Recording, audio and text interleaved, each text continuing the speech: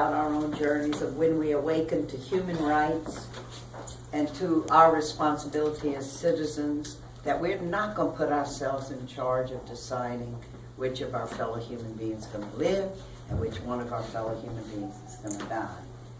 Because when you look at it, the outrage we have over the death of a human being who is innocent, like Officer Michael Briggs doing his duty and shot and killed. The outrage, I believe, is ethical. But we do not feel outrage over the death of every one of our citizens. And when we take it on ourselves, now we're going to be the deciders. Yes to death for this one. Yes, a DA is going to decide we'll go for murder one in this case. We'll plea bargain this one and this one and this one. And you inevitably have those choices that happen in real human beings who hold political office, who are going to run for election, or that we're just human beings. That's all we are. And pressure isn't good for any of us. So if I got this right, wasn't there a case close to the killing of Officer Briggs of this rich guy that hired somebody to kill his gardener? Yep. It's just that selectivity is part of it. Every state legislature that has a death penalty statute is going to go, okay, death penalty for the killing of a police officer. Because our police officers risk their lives for us, right? But not for the death of a fireman, and not for the death of a public health nurse, and for the death of a child. But what if the child's 14 when the child's killed? We don't have a way of putting in restrictions of law and our own judgment to be able to decide. And people are seeing that. People in states now, even in the Deep South, we haven't executed anybody in Louisiana since '99. One of the things that's going on is with the lethal injection controversy. For a long, long time, you know that states had no transparency of what protocol they were using to kill people. In Louisiana, I know that for sure. And when they moved to lethal injection, somebody wrote down some chemicals on a cocktail napkin in Oklahoma, and they passed it around. They got it in Louisiana. Okay, these will be the 3 we use.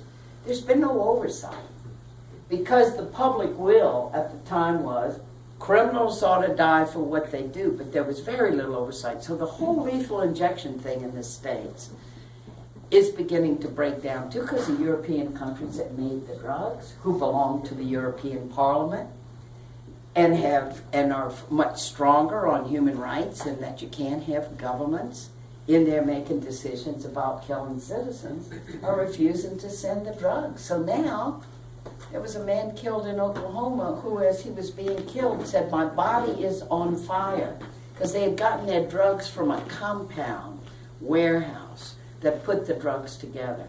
But because you don't have oversight of it, so we have all kinds of things going on where it's breaking down.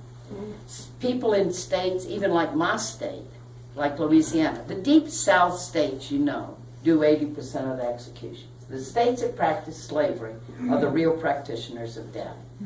36 states have had it on the books, and you certainly are not an avid practitioner of the death penalty. You have one person on death row.